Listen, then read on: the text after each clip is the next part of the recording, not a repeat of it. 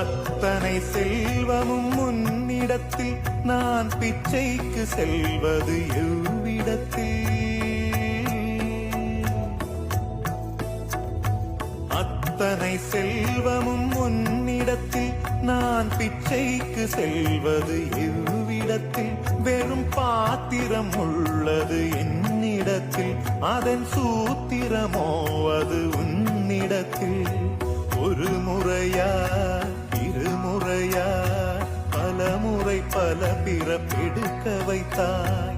புதுவினையா பழவினையா கணம் கணம் தினம் என்னை துடிக்க வைத்தாய்.